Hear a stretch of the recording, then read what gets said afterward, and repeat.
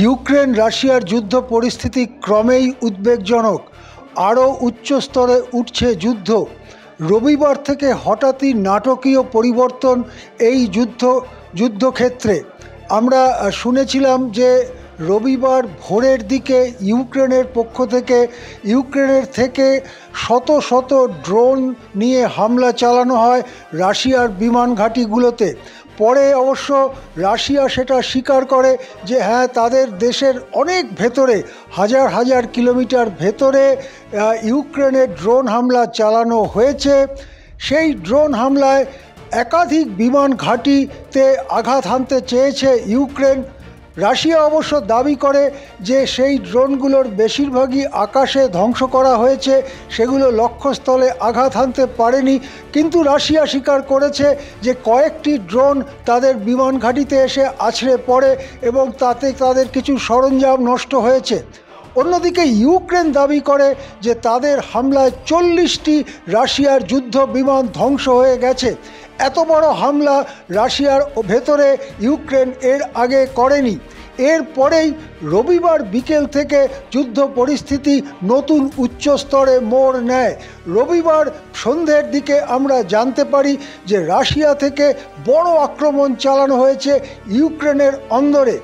আমরা শুনতে পাই Russian ক্রুইজে missile, ballistic missile এবং 472টি ড্রোন ইউক্রেনের বিভিন্ন জায়গায় আছড়ে পড়েছে। ইউক্রেন এই আক্রমণের কথা স্বীকার করে নেয় বেশি রাতের দিকে।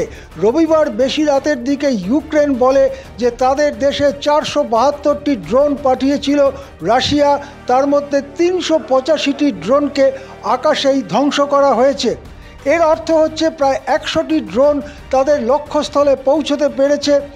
এছাড়া রাশিয়ার যে মিসাইল আক্রমণ, ব্যালাস্টিক মিসাইল, ক্রুইজে মিসাইল, সেগুলো লক্ষ্যস্থলে পৌঁছেছে বলে আশঙ্কা করা হচ্ছিল রবিবার রাতেই।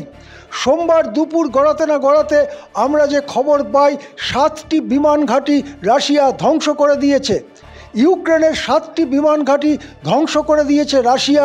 এবং আমরা যেটা খবর পাচ্ছি যে গুরুত্বপূর্ণ যুদ্ধ বিমান, তার মধ্যে F-16 ধরনের বিমান যেটা মার্কিন যুক্তরাষ্ট্রে তৈরি হয়, এছাড়া MiG-29, Su-27 এই ধরনের বহু বিমান ধ্বংস করে দিয়েছে রাশিয়া। ইউক্রেন রাশিয়ার যুদ্ধ এই নতুন স্তরে পৌঁছবার পরে রাজনৈতিক স্তরেও শুরু হয়েছে নয়া তৎপরতা। রাশিয়া মনে করছে ইউক্রেন তাদের ওপরে যে হামলা চালিয়েছে সেটা পুরোটাই চালিয়েছে মার্কিন যুক্তরাষ্ট্র, ব্রিটেন, ফ্রান্স, ইটালি, জার্মানির অস্ত্রশস্ত্রে সজ্জিত হয়ে। ইউক্রেনকে এই সমস্ত অস্ত্রশস্ত্র দিয়ে ক্রমাগত সাহায্য করে চলেছে পশ্চিমী দুনিয়া। তাই রাশিয়া মনে করছে যুদ্ধ এখন আর ইউক্রেন বনাম রাশিয়া নয়, যুদ্ধ হচ্ছে পশ্চিমী দুনিয়া বনাম রাশিয়ার। রাশিয়া এই মুহূর্তে তাদের পারমাণবিক অস্ত্রগুলোকে তাদের সাইলো থেকে বার করে এনে সেগুলো নিক্ষেপ করার মতো প্রস্তুতি শুরু করে দিয়েছে। পারমাণবিক অস্ত্র প্রস্তুতি করাটা যুদ্ধে একটা নতুন স্তরে উন্নীত হওয়া। বহু বছর, বহু দশক আমরা এই আশঙ্কা থেকে দূরে ছিলাম, কিন্তু আমরা এখন শুনতে পাচ্ছি রাশিয়া পারমাণবিক অস্ত্র ব্যবহার করার কথাও ভাবছে, তারা বিবেচনায় রাখছে। ইতিমধ্যে তুর্কি দেশের ইস্তাম্বুলে পৌঁছেছেন রাশিয়ার প্রতিনিধি দল। সেই প্রতিনিধি দলের দলনেতা মেদিনস্কি বলেছেন যে আপনারা আরেকটা দিন অপেক্ষা করুন, যুদ্ধ পরিস্থিতি সম্পর্কে নতুন খবর পাবেন। ইস্তাম্বুলে ইউক্রেন রাশিয়া আলোচনা শুরু হলেও সেই আলোচনায় খুব একটা কিছু ফলবে বলে কেউই মনে করে না। কেননা এখন যুদ্ধ আর ইউক্রেন বনাম রাশিয়া নয়, যুদ্ধ আসলে হচ্ছে গোটা পশ্চিমী দুনিয়া, অর্থাৎ মার্কিন যুক্তরাষ্ট্র, ব্রিটেন, ইটালি, ফ্রান্স, জার্মানি, তাদের বিরুদ্ধে রাশিয়ার যুদ্ধ, বা তারা রাশিয়ার বিরুদ্ধে যুদ্ধ করছে।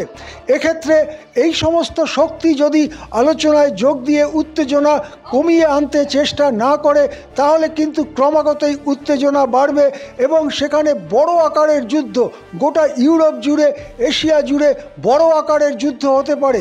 প্রশ্ন উঠছে তাহলে কি আরেকটা মহাযুদ্ধের দিকে ধীরে হলেও নির্দিষ্ট গতিতে এগিয়ে চলেছে বিশ্ব? ভবিষ্যতের দিকে আমাদের চোখ রাখতে হবে আশঙ্কায় দুরু বক্ষে। আমরা খবর রাখবো, আমরা নজর রাখবো, এ ব্যাপারে যখনই যা নতুন আপডেট পাবো আমরা জানাবো। আজকে এই খবর এখানেই শেষ করছি। আশিস চট্টোপাধ্যায়, কলকাতা টিভি।